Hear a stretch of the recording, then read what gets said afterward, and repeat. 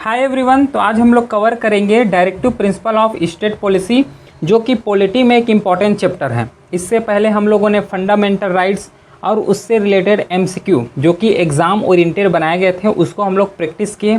आज अब पारी है directive principle of state policy का।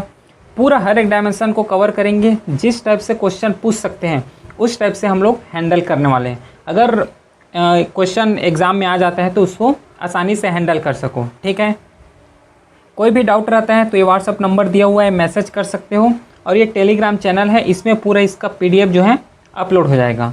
ठीक है, चलो फिर बढ़ते हैं। अपना पूरा हम लोग इसको प्रिपेयर करते हैं, तैयार करते हैं इसको, directive principle of state policy को। उसमें से सबसे पहले आगे बढ़ने से पहले ये पता हो कि कॉन्स्टिट्यूशन में कौन से पार्ट में आते हैं और कहाँ से कहाँ तक जो आर्टिकल दिया हुआ है पूरा डीपीएसपी के बारे में कवर करते हैं। तो ये फोर्थ पार्ट में आता है, जैसे कि थर्ड पार्ट को हम लोग डिस्कस किए कि पूरा फंडामेंटल राइट को डिस्कस करते हैं। और ये जो फोर्थ पार्ट है ये पूरा डीपीएसपी को डिस्कस करते हैं, जो कि आर्टिकल इंक्लूड हैं आर्टिकल 36 टू आर्टिकल 51। इसके बीच पूरा डीपीएसपी है, ये पूरा कवर होता है। ठीक है, समझ आया। देखो, the phrase directive principle of state policy denote the ideals that states should keep in mind while formulating policy in enacting law। तो पहले ये समझो कि डीपीएसपी है क्या। इतना तो समझ गए कि पार्ट 4 में आता है, आर्टिकल 36 टू आर्टिकल 51 तक आता है। लेकिन है क्या, देखो एक चीज़ सबसे पहले पेज ले लेते हैं, फिर वहाँ से क्लियर ये समझ आ जाएगा। तो ये जो डीपीएसपी है ये है क्या, जैसे कि गवर्नमेंट क्या कर रहा है, कोई भी रूल्स एंड रेगुलेशन बना रहा है। गवर्नमेंट पूरे जनता के लिए रूल्स एंड रेगुलेशन बना रहा है।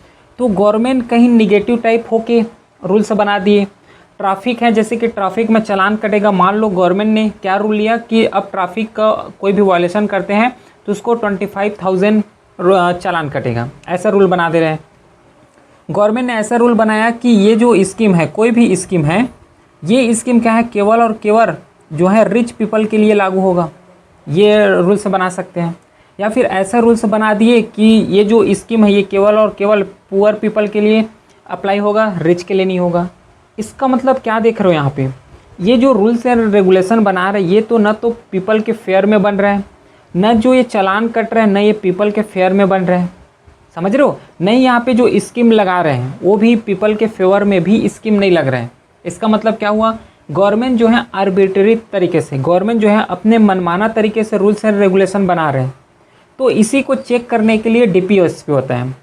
जितना भी आर्टिकल 36 टू 51 में आर्टिकल दिया हुआ है डीपीएसपी, इसका मेन मकसद यही होता है कि जब गवर्नमेंट कोई भी रूल्स रेगुलेशन फॉर्मुलेट करे तो कॉन्स्टिट्यूशन को बेस रख के फॉर्म करे, पीपल जो हैं उसको बेस रख के फॉर्म करे। क्योंकि अल्टीमेटली जो भी रूल्स रेगुलेशन बन रहे हैं किसके लिए बन रहे हैं, पीपल्स के लिए बन रहे हैं। समझ रहे हो। तो जो भी रूल्स एंड रेगुलेशन बने पीपल के लिए अकाउंटेबल होना चाहिए, पीपल के लिए ट्रांसपेरेंसी होना चाहिए, हर रेस्पेक्ट में पीपल के लिए होना चाहिए। तो उसको चेक्स एंड बैलेंस करने का काम कौन करता है, डीपीएसपी करता है। ये जो है निगेटिव साइड जा रहे हैं, पूरा मनमाने तरीके से जा रहे हैं, तो इसी को रोकने के लिए डीपीएसपी है। इसमें जितना भी रूल्स एंड रेगुलेशन बनेगा पूरा डीपीएसपी को ध्यान में रखते हुए बनाते हैं। तो describe by doctor B R Ambedkar as a novel feature of Indian constitution, क्योंकि डायरेक्टली जो गवर्नमेंट है उसमें चेक्स एंड बैलेंस का काम कर रही है डीपीएसपी, जिसे इंस्पायर किए गए हैं आयरिश कॉन्स्टिट्यूशन से। याद रखोगे, आयरिश कॉन्स्टिट्यूशन से डीपीएसपी को इंडिया में इनकलकेट किए हैं। और इसका जो एम है ये देखो यहाँ पे लिखा ही हुआ है, socio economical democracy completing political democracy. ठीक है, तो इसका जो मेन एम यही है। समझ आ गया डीपीएसपी है क्या, क्या इसका एम है। तो कुछ लोगों ने डीपीएसपी के ऊपर कमेंट किए हैं, ये कमेंट को जस्ट थोड़ा याद रखोगे। ठीक है, तो इतना तो फैक्ट्स नहीं पूछेंगे, लेकिन फिर भी कभी क्या है कि मैच द फॉलोइंग मैचेस में यहाँ पे कुछ क्वेश्चन पूछ लेते हैं, तो कहीं ना कहीं यहाँ पे हिंट मिल जाएगा कि किस टाइप का क्वेश्चन पूछेगा। जैसे कि अभी सीडीएस एग्ज़ाम हुआ है, ठीक है, 2020 जो अभी 5 सेकेंड वाला, उसमें से अभी तक पढ़े जिसमें फंडामेंटल राइट का प्रीएम्बल का, वहाँ से डिप्टो क्वेश्चन पूछे। क्योंकि अभी मैं उसी को इसलिए बता सकता हूँ क्योंकि मैं फंडामेंटल राइट तक ही अभी कवर किया हूँ CAPF-SC में। समझ रहे हो, तो आगे का तो मैं नहीं बता सकता क्योंकि अभी पढ़ाया ही नहीं हूँ मैं उसको। चलो थोड़ा इनसाइट देख लेते हैं ग्रेविन ऑस्टिन ने क्या बोला है कि डीपीएसपी और जो फंडामेंटल राइट है ये दोनों क्या है, कॉन्साइंस ऑफ कॉन्स्टिट्यूशन है। ये ग्रेविन ऑस्टिन ने बोला है कि फंडामेंटल राइट और डीपीएसपी जो है ये कॉन्साइंस है कॉन्स्टिट्यूशन का। फिर डॉक्टर बी आर अम्बेडकर ने बोला है कि नोवल फीचर है कॉन्स्टिट्यूशन का, novel features of constitution. B N Rau बोला है moral perspective for authority of the state. फिर के सी वेयर ने बोला है manifesto of aim and aspiration. फिर मिनर्वा मिल केस, इसमें क्या बोला गया है जो 1980 में है। इस डेट को याद रखना, जितना भी स्कीम्स आ रहे तो उसका भी डेट याद रखोगे, मिनर्वा मिल केसेस आ रहे उसका भी डेट याद रखोगे। क्यों? क्योंकि अभी सीडीएस में क्वेश्चन देखने को मिला, डेट में फैक्ट्स बहुत क्वेश्चन आ रहा है, प्लस ये पीएफ में भी ऐसे क्वेश्चन पूछते हैं डेट के बेस में, मैचेस में पूछ सकते हैं, तो थोड़ा याद रखोगे, ठीक है।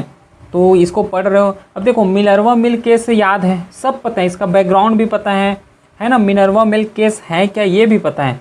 लेकिन सपोज करो कि 1918 में है यही नहीं पता और क्वेश्चन वैसे ही बन रहा है, तो क्या करोगे फिर? पढ़ने का कोई फ़ायदा ही नहीं हुआ, है ना। तो पॉइंट जो मैं बता रहा हूँ एक्सपीरियंस से बता रहा हूँ, इसको याद रखोगे, ठीक है, भूलना नहीं।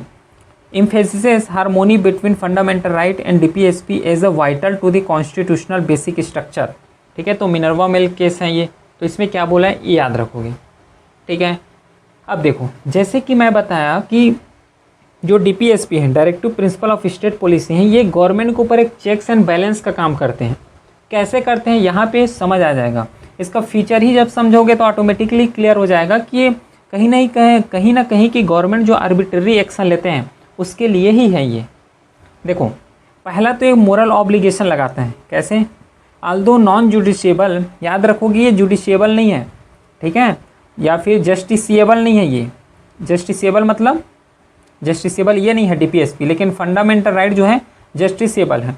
जस्टिसिएबल का मतलब होता है कि अगर फंडामेंटल राइट वायलेट हो रहा है तो directly supreme court, high court जा सकते हो। लेकिन अगर वही चीज़ DPSP अगर वायलेट हो रहा है तो यहाँ पे कहीं पे भी हाई कोर्ट, सुप्रीम कोर्ट कहीं नहीं जा सकते, समझो, ठीक है। Not legally enforceable, their implementation rely on political opinion. ये भी ऐसा नहीं जा सकते कि देखो फंडामेंटल राइट में यहाँ पे क्या बोला है आर्टिकल 44 में, चलो उसमें आएंगे तो बताएंगे, लेकिन कॉन्स्टिट्यूशन में बोला गया है कि जो भी रूल्स एंड रेगुलेशन बनेगा पीपल ओरिएंटेड बनेगा।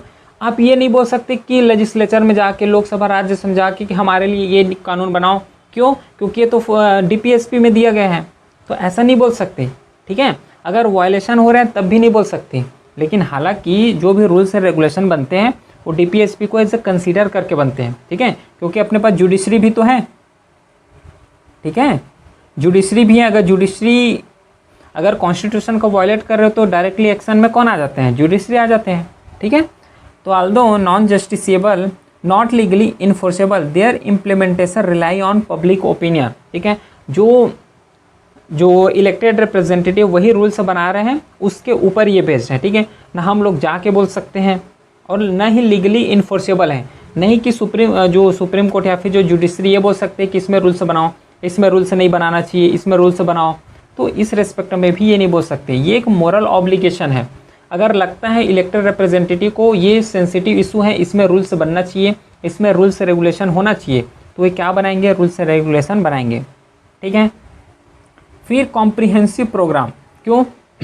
प्रोग्राम किसके लिए बनाए जाते हैं? प्रोग्राम किसके लिए रन किए जाते हैं? किसके लिए रन करते हैं? पीपल के लिए। क्लियर है क्या? देखो पीपल के लिए प्रोग्राम रन कर रहे हो तो पीपल के लिए होना चाहिए। पीपल के लिए प्रोग्राम रन कर रहे हो मतलब पीपल ओरिएंटेड होना चाहिए, पीपल के लिए अकाउंटेबल होना चाहिए। पीपल के लिए क्या होना चाहिए? अकाउंटेबल होना चाहिए, पूरा कॉम्प्रिहेंसिव प्रोग्राम बनना चाहिए। तो इसमें cover economic, socio and political aspect for a modern democratic state. DPSP constitute does not put limitation upon legislature and executive function. ये भी याद रखोगे, स्टेटमेंट बेस्ड क्वेश्चन पूछ लेते हैं। यहाँ पे DPSP बोला गया है कि जो है चेक्स एंड बैलेंस का काम करते हैं, लेकिन ऐसा नहीं है कि DPSP जो है डायरेक्टली जो रूल्स एंड रेगुलेशन बना रहे हैं, फंक्शंस कर रहे हैं, उसमें लिमिटेशन डाले।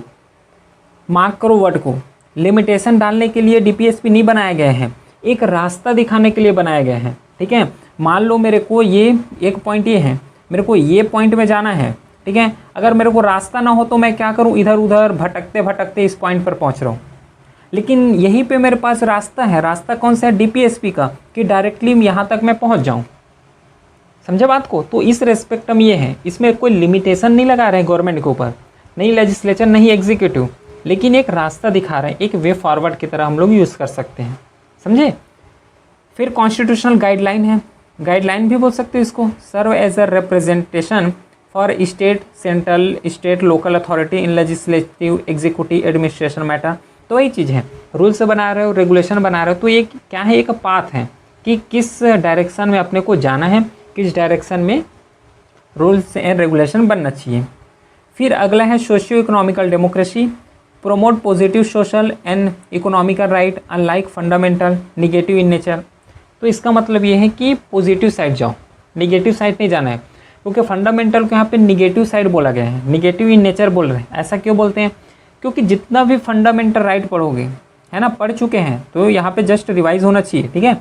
जितना भी फंडामेंटल राइट पढ़ोगे, अगर उसका कोई चीज़ का पॉजिटिव केस देख रहे हो तो उसका निगेटिव भी है। मतलब पॉजिटिव चीज़ में है तो है, लेकिन उसका रिस्ट्रिक्शन भी दिए हैं। हर फंडामेंटल राइट को देखोगे तो पॉजिटिव साइड दिए हैं, फंडामेंटल राइट बताया हो, लेकिन उसका रिस्ट्रिक्शन भी दिए हो। मतलब निगेटिव केस ऐसे यहाँ पे यूज़ कर रहे हैं। तो इसमें क्या है, जो डीपीएसपी ये पॉजिटिव साइड है, पूरा प्रमोट पॉजिटिव साइड है।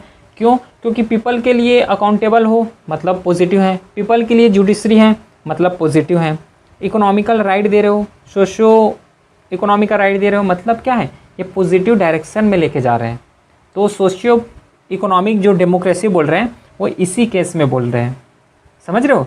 फिर वेलफेयर स्टेट होना चाहिए, लोगों के उत्थान के लिए रूल्स एंड रेगुलेशन बनाओ, ठीक है, कि embodies the principle of welfare state aiming for justice मिले हर लोगों को, इसमें से चाहे गरीब हो चाहे अमीर हो। जैसे कि नालसा एक्ट है ना, तो उसमें क्या है कि जो पुअर पीपल है अगर अफोर्ड नहीं कर सकते तो उसके गवर्नमेंट की तरफ से एक लीगल एडवाइज़र मिलेगा, तो जस्टिस मिल रहा है। लिबर्टी होना चाहिए, कहीं आने जाने का क्या हो, स्वतंत्रता हो अपने पास। इक्वलिटी होना चाहिए, कोई भी अपॉर्चुनिटी मिल रहा है तो वहाँ पे इस बेस में अलग नहीं किया जाना चाहिए कि ये मेल है, ये फीमेल है, ये इस रिलीजन से हैं, है ना, ये इस कास्ट से हैं। इस बेस में डिस्क्रिमिनेशन नहीं होना चाहिए, फ्रेटर्निटी होना चाहिए, है ना, एक भाईचारा होना चाहिए। तो वेलफेयर स्टेट की कल्पना करते हुए डीपीएसपी यहाँ पे फॉर्मुलेट हुआ है। समझ रहे हो? तो इस रेस्पेक्ट में ये भी है जो वेलफेयर स्टेट का जो कॉन्सेप्ट यहाँ पे आता है।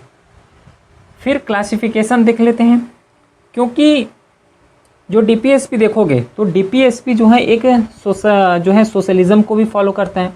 कुछ डीपीएसपी को देखोगे तो सोशलिज्म है, सोशलिस्ट है, कुछ को देखोगे तो लिबरल है, ठीक है, कुछ को देखोगे तो क्या है, दोनों का मिक्स होता है, सोशियो लिबरल भी देख सकते हैं हम लोग। कुछ डीपीएसपी ऐसे है कि जो कि गांधीयन प्रिंसिपल में बेस्ड है। तो सबसे पहले हम लोग स्टार्ट करते हैं, वो है सोशलिस्ट, ठीक है। सोशलिस्ट क्या होता है, सोशलिज्म क्या होता है, और सोशलिस्ट के अंदर कौन से आर्टिकल इंक्लूड हैं और उस आर्टिकल में क्या क्या बातें बोले गए हैं, उसको यहाँ पे कवर करते हैं।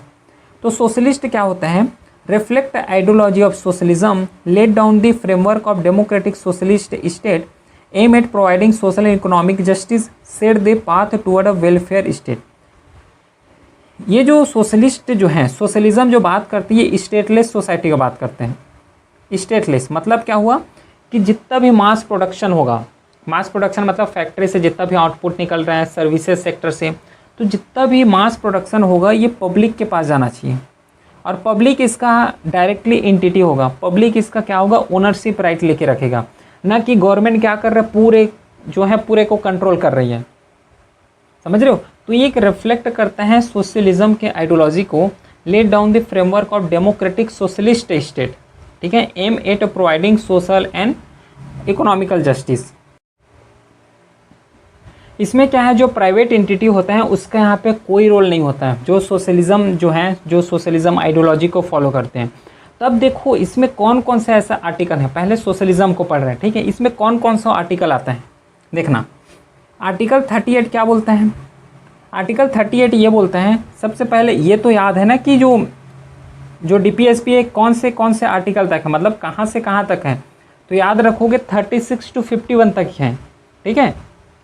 ठीक, अब देखो 36 to 51 में हम लोग डायरेक्ट ही कहाँ पे आ रहा है, 38। अब कई लोग बोलेंगे कि बाकी कहाँ गया, 36, 37 कहाँ गया। जो 36 एंड 37 है उसमें से कुछ आर्टिकल क्या होगा, लिबरल होगा, कुछ आर्टिकल क्या होगा, गांधीयन प्रिंसिपल में बेस्ड होगा। लेकिन हम लोग पढ़ क्या रहे हैं, सोशलिस्ट पढ़ रहे हैं। तो जितना आर्टिकल 36 to 51 में जितना आर्टिकल जो कि सोशलिज्म से बेस्ड है उसको पहले कवर कर रहे हैं, फिर बाकी को करेंगे। ठीक है, आगे तो आर्टिकल जो 38 क्या बोलते हैं कि political promote social economic and the political justice. ठीक है, मिनिमाइज इनकम एंड अपॉर्चुनिटी इक्वलिटीज़ है ना, इनइक्वलिटीज़ हैं, उसको ऐड किए गए हैं, उसको प्रमोट करोगे जिसे ऐड किए गए हैं आर्टिकल 38 में। अगर सपोज यहीं पे करो जो प्राइवेट लिमिटेड है, यहाँ पे प्राइवेट एंटिटी है, क्या ये सब चीज़ वो चाहेगा? क्या ये चाहेगा कि मेरे से ऊपर कोई बंदा हो या फिर मेरे से जितना भी इनकम आ रहा है मेरे से ज़्यादा इनकम हो? प्राइवेट एंटिटी जो होगा वो तो यही चाहेगा कि मेरे को जितना ज़्यादा हो सके उतना प्रॉफिट मिले। वो नहीं चाहेगा कि सबका सोसाइटल ग्रोथ हो, इकोनॉमिकल ग्रोथ हो। ठीक है, समझ रहे हो? तो इस रेस्पेक्ट में क्या है, सोशलिज्म का आइडियोलॉजी यहाँ पे झलक रहा है कि ये लोग सोसाइटल को प्रमोट करना चाहते हैं। और यहाँ पर वही तो बोला गया है कि जितना भी मास प्रोडक्शन होगा उसका ओनरशिप कौन होगा, पीपल ही होगा। ठीक है, उसका ओनरशिप पीपल होगा, पीपल के रेस्पेक्ट में होगा, पॉलिटिकल जस्टिस मिले। फिर मिनिमाइज़ करोगे इनकम को। ये बताओ, ये जो प्राइवेट एंटिटी है ये मिनिमाइज़ करता है क्या इनकम को? जो सोसाइटल में इनकम इनइक्वलिटी है, ठीक है, तो उसको मिनिमाइज़ करेगा? ये नहीं करेगा, क्योंकि ये तो खुद अपने लाभ के लिए आगे बढ़ रहे हैं। प्राइवेट एंटिटी है तो अपने लाभ को पहले सोचेंगे ये लोग। ठीक है, तो जो मिनिमाइज इनकम है ये गवर्नमेंट कर सकती है, ओनरशिप कर सकते हैं। ठीक है, अपॉर्चुनिटी इनइक्वलिटीज़, तो इस रेस्पेक्ट में जो बात करते हैं वो है आर्टिकल 38। क्लियर, समझ आ गया क्या? फिर आगे है आर्टिकल 39। क्या है article 39? State policies to ensure. जब भी स्टेट जो है पॉलिसी बनाएगा तो इंश्योर करना है, क्या क्या इंश्योर करेगा कि livelihood equality for man and women, distribution of resources for common good, prevention of wealth concentration. ठीक है, ये वहीं पे बात किया है कि किसी एक पीपल के पास या फिर किसी फ्यू पीपल के पास पूरा रिसोर्स ना हो। फिर equal way for equal work, health and safety of worker and children, child development and protection. ये सब बात की है आर्टिकल 39 में। यहाँ से क्वेश्चन कई बार पूछ चुके हैं। ठीक है, कि equal pay for equal work, ये सबसे ज़्यादा इंपॉर्टेंट है। Equal pay for equal work कौन से आर्टिकल में आता है? ठीक है, तो ऐसे टाइप के क्वेश्चन पूछ लेते हैं, स्टेटमेंट बना के क्वेश्चन पूछ लेते हैं। तो या इस आर्टिकल को देखो, आर्टिकल 39 को, क्या सोशलिस्ट फॉर्म को बता रहे हैं? क्या ये डीपीएसपी को बता रहे हैं? क्या ये इंश्योर कर रहे हैं कि जो गवर्नमेंट का रूल्स रेगुलेशन बनेगा वो इसको ध्यान में रखते हुए बनेगा? समझ रहे हो? जो पहले ही मैं इसका डेफिनेशन दिया था स्लाइड में कि directive principle of state policy का मीनिंग क्या होता है, वो देखो हर एक आर्टिकल में दिखेगा। यहाँ पे भी दिख रहा है वही चीज़, यहाँ पे भी क्लियरली दिख रहे हैं, लेकिन आर्टिकल को याद रखोगे। ठीक है, फिर 39 ये बहुत इंपॉर्टेंट आर्टिकल है। आर्टिकल 39 ये बोलते हैं कि प्रमोट करोगे इक्वल जस्टिस को and provide free legal aid. जैसे कि इसी के रेस्पेक्ट में नेशनल लेवल में नालसा बना हुआ है। ठीक है, सेम स्टेट लेवल में SALSA बना हुआ है। ठीक है, ये नेशनल लेवल में है, ये स्टेट लेवल में है कि इक्वल जस्टिस मिल सके। अब क्या है, इंडिया जो डाइवर्स है, यहाँ पे रिच पीपल भी हैं, पुअर पीपल भी है, लेकिन पुअर पीपल उतना अफोर्ड नहीं कर सकता। तो उसके लिए प्रोविज़न यही लाए गए हैं कि अगर ये अफोर्ड नहीं कर सकता है तो इसको एक लीगल एडवाइज़र दोगे, इसको फ्री लीगल जो एड है उसको प्रोवाइड करोगे, सहयोग करोगे। अगर डायरेक्टली कोर्ट तक पहुँच नहीं पा रहे हैं ड्यू टू मनी, है ना, मनी प्रॉब्लम, तो इसके रेस्पेक्ट में आर्टिकल 39 बताए गए हैं। आर्टिकल 39A इंक्लूड किए हैं। ठीक है, फिर आर्टिकल जो 41 ये बोलता है कि ensure the right to work, education and public assistance यहाँ पे होना चाहिए। क्योंकि ऐसा है कि राइट टू वर्क में कुछ लोगों को जॉब ले रहे हो, कुछ लोगों को वर्क करने दे रहे हो, या फिर ऐसे होता है कि डिस्क्रिमिनेशन हो जाता है कि अगर ये कास्ट है तो इसको हम लोग काम में नहीं रखेंगे, ये कास्ट है तो हम लोग इसको वर्क नहीं देंगे, कोई भी काम नहीं देने वाले। तो इस रेस्पेक्ट से क्या है कि आर्टिकल 41 ये भी प्रोहिबिट करता है कि राइट टू वर्क है इसके पास, प्लस इसको एजुकेशन मिलना है। और इसी के रेस्पेक्ट में क्या है, आर्टिकल 21A याद करो, जिसमें से 4 जो 16 है।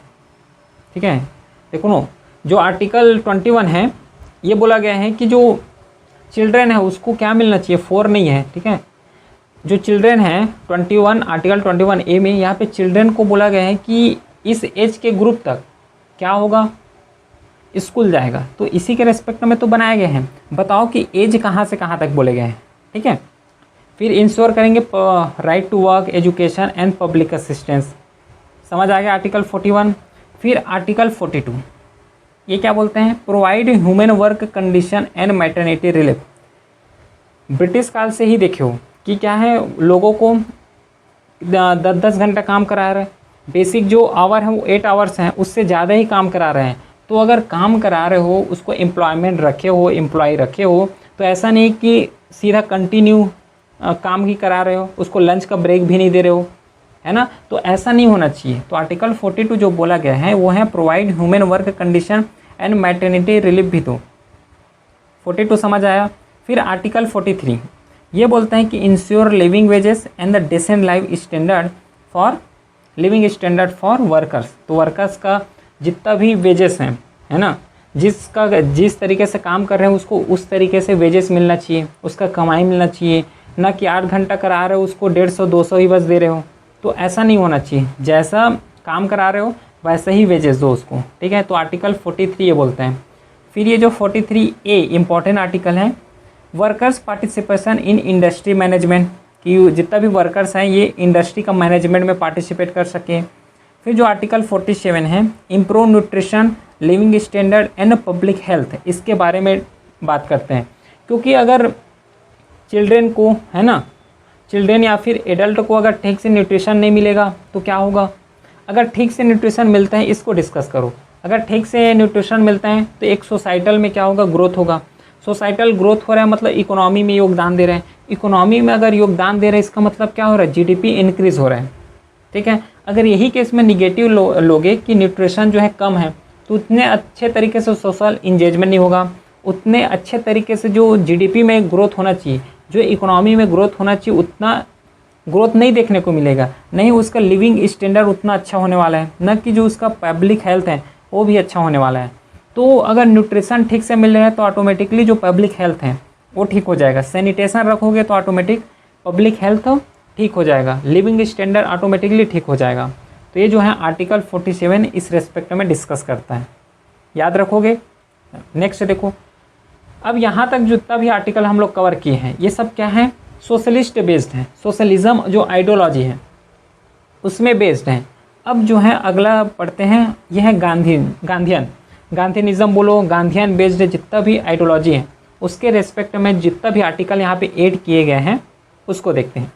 बेस्ड ऑन गांधीयन आइडियोलॉजी, ये तो सबसे पहले है कि नॉन वायलेंस की तरफ जाते हैं, ठीक है। ये नॉन वायलेंस की तरफ जाते हैं और ये जो होगा ये लोकल जो गवर्नमेंट होता है उसमें ज़्यादा फोकस करते हैं।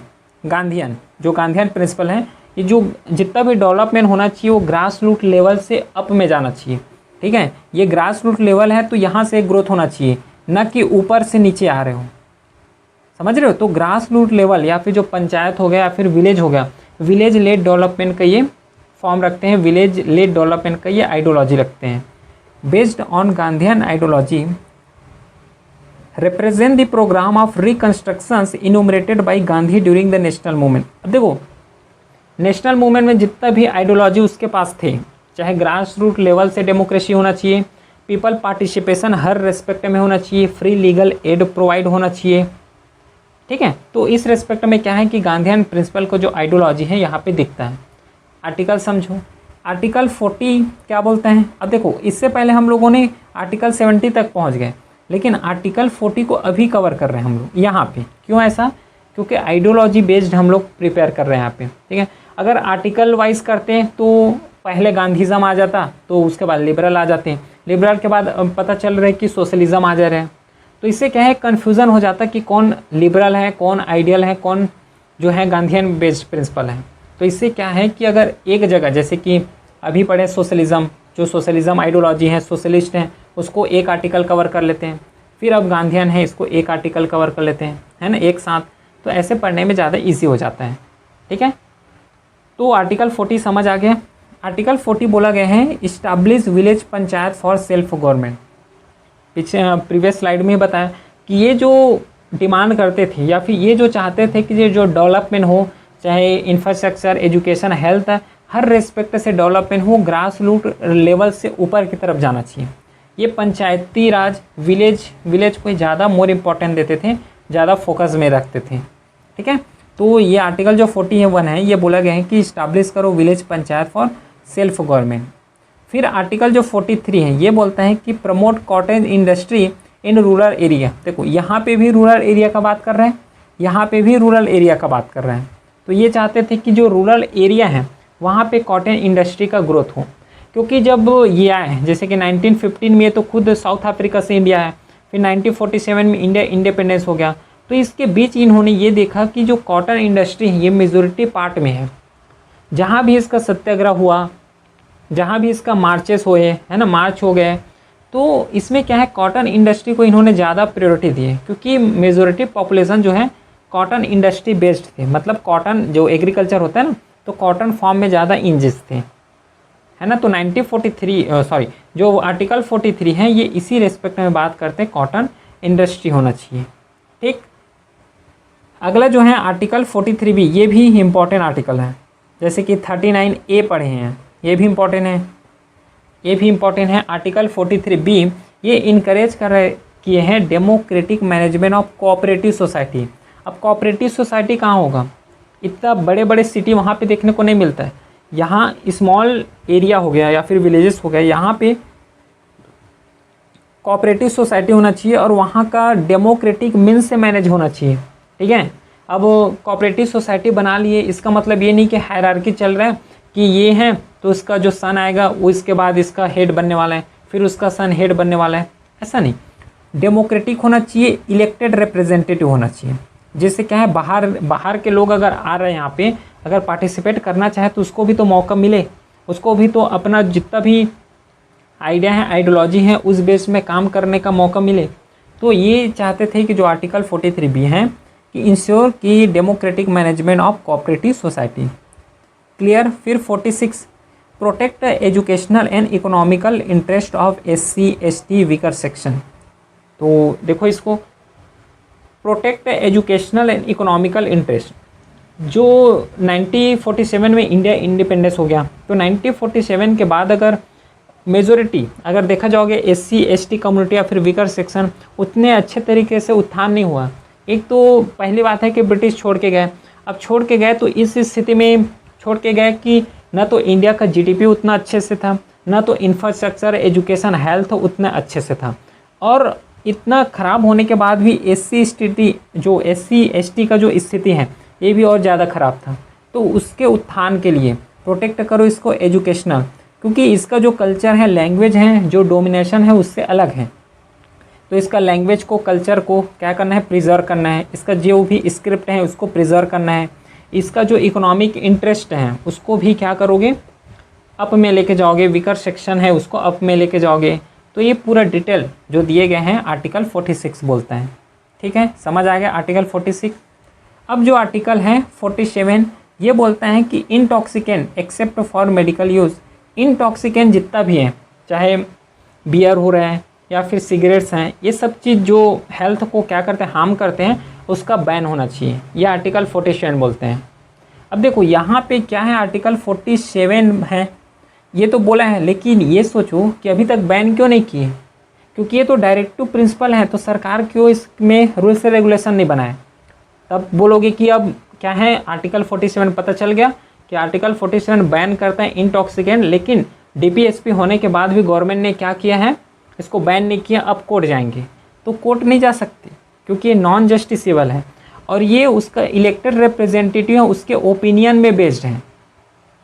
ठीक है, तो इसके बेस में जुडिशरी में नहीं जा सकते, उसका ओपिनियन के बेस्ड में है। लेकिन यहाँ पे एक्सेप्ट किया है मेडिसिनल यूज़ को। ठीक है, ये भी एक ड्रग्स में आता है मेडिसिन, लेकिन क्या है, मेडिसिन भी क्या है कि जो पब्लिक हेल्थ है उसमें भी तो अच्छे से काम करते हैं, जो भी मेडिसिन यहाँ पे यूज़ करते हैं। फिर आर्टिकल जो 48 देखो, प्रोहिबिट करते हैं slaughter of cows and the improve their breeds. तो आर्टिकल 47 है ये डिस्कस करता है कि जो काऊ का मर्डर हो रहा है, काऊ का जो स्लॉटर करते हैं उसको यहाँ पे प्रोहिबिट होना चाहिए, ये बोले हैं यहाँ पे आर्टिकल 48। इतना समझ आ गया। गांधीयन प्रिंसिपल क्या होता है ये भी क्लियरली समझ आ जाना चाहिए, बहुत डिटेल में समझा रहा हूँ। ठीक है, फिर अब आते हैं लिबरल इंटेलेक्चुअल। पहले बात ये समझो कि लिबरलिज्म होता क्या है, तब बाकी आगे समझ आएगा। जैसे कि 1991 में देखोगे एलपीजी रिफॉर्म आया। अब एलपीजी रिफॉर्म में एक कॉन्सेप्ट जो एल है, इसका मतलब होता है लिबरल। क्या है लिबरल?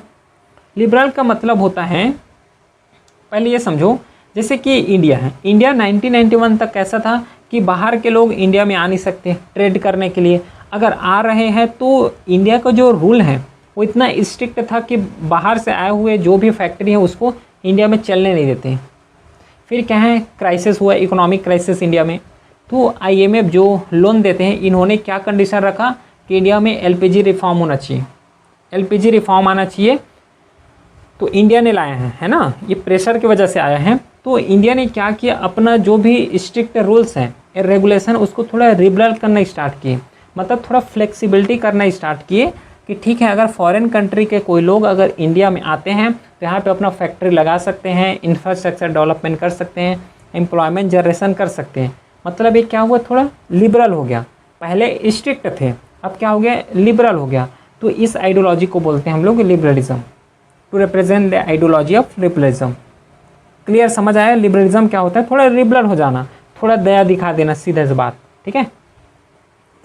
देखो आर्टिकल 44, आर्टिकल 44 क्या बोलते हैं, establishes a uniform civil code for national integration.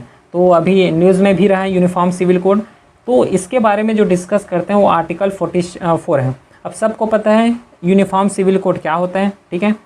तो इसके रेस्पेक्ट में जो एक केस है, शाह बानो केस 1985 का, highlights the need to resolve conflict legal royalty. तो इसमें इतना बस याद रखोगे।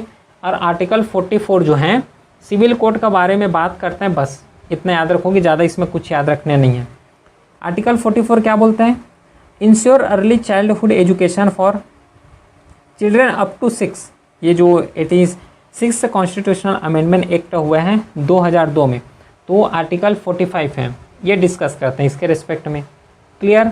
फिर आर्टिकल 48 ये बोलते हैं कि प्रमोट होना चाहिए मॉडर्न एग्रीकल्चर, एनिमल हस्बेंड्री, क्योंकि मोस्टली जो पॉपुलेशन अभी में बेस्ड है वो एग्रीकल्चर फील्ड में है।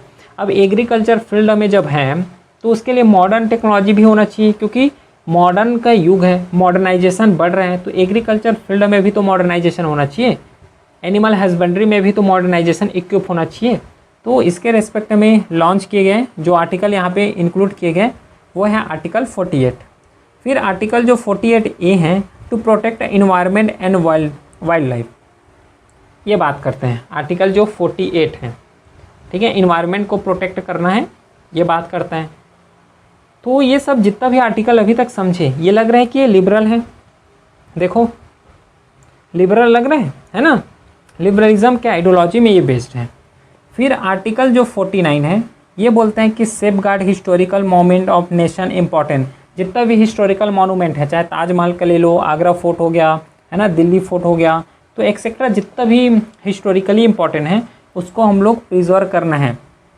तो ये जो है डिस्कस करते हैं आर्टिकल 49 में। समझ आया क्या? फिर अगला जो आर्टिकल है वो है आर्टिकल 50। ये करते हैं separate the judiciary from executive. याद रखोगे आर्टिकल 50, क्योंकि दोनों के बीच अगर कॉन्फ्लिक्ट हो जा रहा है, तो अगर दोनों का जो वर्किंग है वो क्या है, सेम है, जो रूल्स एंड रेगुलेशन बनाने का जो इसका लिमिटेशन है वो अगर मान लो सेम हो गया, तो इन दोनों के बीच क्या हो जाएगा, कॉन्फ्लिक्ट हो जाएगा कि इसमें मैं रूल बनाऊंगा, इसमें मैं रूल बनाऊंगा करके। तो जुडिशरी और जो एग्जीक्यूटिव है इसको दोनों को अलग रखना है। तो किस में बोला गया है, आर्टिकल 50 में बोला है, ठीक है। नेक्स्ट, और ये जो आर्टिकल 51 है, fosters international peace and respect for law. जितना भी रूल्स एंड रेगुलेशन है, लॉ बने हुए हैं, नियम कानून, उसको रेस्पेक्ट करोगे और इंटरनेशनल पीस को क्या करोगे, फोस्टर करोगे। न कि मिलिटेंट बन के दूसरे कंट्री में जाके अटैक कर रहे हो, न कि एक्सट्रीमिज़म बन के दूसरे कंट्री में जाके एक्सट्रीमिज़म आइडियोलॉजी फैला रहे हो, तो ऐसा नहीं करना है। वहाँ पे इंटरनेशनल पीस करना है, इंटरनेशनल पीस में रहना है, पीस प्रोवाइड करना है। तो आर्टिकल जो 51 है ये इसी के रेस्पेक्ट में ही डिस्कस करते हैं। समझ आ गया क्या? ठीक। अब क्या है, इम्पॉर्टेंट कुछ अमेंडमेंट है जो कि एग्ज़ाम पॉइंट ऑफ व्यू से बहुत ज़्यादा इंपॉर्टेंट है, क्वेश्चन पूछते हैं यहाँ से, इसलिए थोड़ा ध्यान दोगे। जो न्यू DPSP जो एडिट किए गए हैं कॉन्स्टिट्यूशनल अमेंडमेंट में, कौन कौन सा, जो 42nd कॉन्स्टिट्यूशनल अमेंडमेंट एक्ट हुआ है 1976, ठीक है, 42nd कॉन्स्टिट्यूशनल अमेंडमेंट एक्ट 1976, इसमें क्या ऐड किए गए हैं? ऐड किसके रेस्पेक्ट में? डीपीएसपी के रेस्पेक्ट में क्या ऐड किए हैं, याद रखोगे। Added article 39F, article 39A, 39A समझ चुके हैं, अभी पढ़े हैं। आर्टिकल 43A, आर्टिकल 48A पढ़ चुके हैं, तो इसको यहाँ पे ऐड किए गए हैं। फिर आर्टिकल 44 जो 1978 में है, इसमें ऐड किए गए हैं आर्टिकल 38(2), जिससे मिनिमाइज़ कर सकते हैं income inequalities in income, status, facility, opportunity जितना भी है उसको क्या कर सकते हो, मिनिमाइज़ कर सकते हो। तो इस रेस्पेक्ट में आर्टिकल 44 है। समझ आ गया क्या? अब देखो, हम लोग अभी तक मेजोरिटी क्या सुनते हैं कि इनकम इनइक्वलिटी जो है इनकम में बस होता है, जो इनइक्वलिटी है ये इनकम में बस होता है, लेकिन ऐसा नहीं, स्टेटस में भी होता है, फैसिलिटी में भी होता है कि किसी के पास कार है, किसी के पास बस बाइक में ही काम चला रहे हैं। ठीक है, डे टू डे जो एग्जांपल है वही बता रहा हूँ, जिससे ज़्यादा से ज़्यादा समझ सको, है ना। जो अपॉर्चुनिटी है वो भी कम मिलता है। तो इनकम जो इनइक्वलिटी बस इनकम के रेस्पेक्ट में नहीं होता, स्टेटस के रेस्पेक्ट में, फैसिलिटी के रेस्पेक्ट में, अपॉर्चुनिटी के रेस्पेक्ट में भी होता है। तो आर्टिकल 44 में क्या ऐड किए गए हैं याद रखोगे।